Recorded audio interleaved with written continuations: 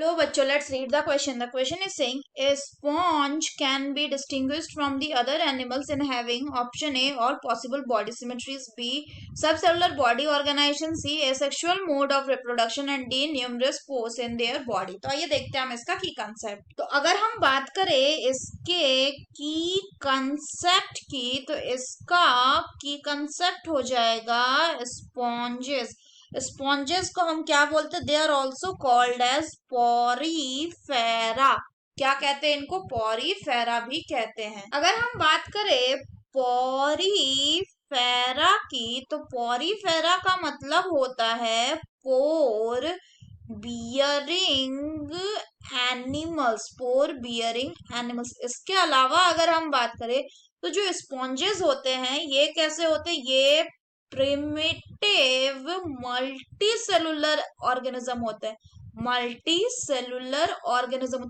लेकिन इनमें जो लेवल ऑफ ऑर्गेनाइजेशन है वो कैसा देखने को मिलता है? वो देखने को आपका मिलता है cellular level of organization. Cellular level of organization. इसके अलावा अगर हम बात करें तो जो स्पॉन्जेस या पॉरीफेरन है इनमें क्या प्रेजेंट होता है? इनमें कनाल सिस्टम प्रेजेंट होता है जिसमें कि जो वाटर है वो इंटर करता है थ्रू माइन्यूट पोर. उस पोर को कहते हैं ऑस्टिया.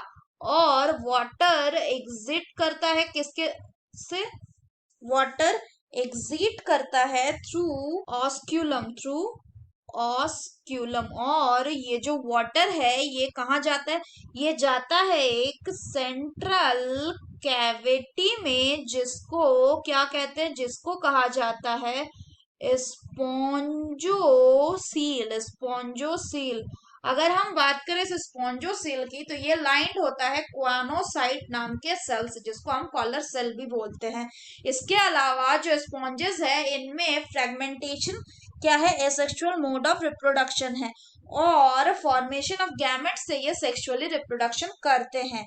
सो ये क्या हो गया? ये इनके कुछ कैरेक्टर्स हो गए. यहाँ पे क्वेश्चन में बोल रहा है कि एक स्पॉन्ज को हम डिस्टिंग्विश कर सकते हैं दूसरे एनिमल से in having. The correct option will be option D that is numerous pore in their body. क्योंकि यही इनका मेन आइडेंटिफाइंग फीचर्स होता है कि एक जो पॉरीफेरा या एक स्पॉन्ज होगा उसका बॉडी में बहुत सारे पोर बियरिंग क्या होगा? ये पोर बियरिंग एनिमल्स तो बहुत सारे पोर्स प्रेजेंट हो गए.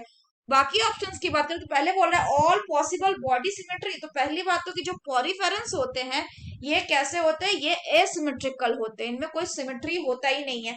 दूसरा बोल रहा सब सेलुलर बॉडी. तो ये इसलिए नहीं होगा क्योंकि इनमें सेलुलर लेवल ऑफ ऑर्गेनाइजेशन होता है. सीर यही होगा क्योंकि एसेक्सुअल मोड ऑफ रिप्रोडक्शन इनमें होता है. लेकिन सिर्फ एसेक्सुअल मोड ऑफ रिप्रोडक्शन नहीं, सेक्सुअल मोड ऑफ रिप्रोडक्शन भी होता है.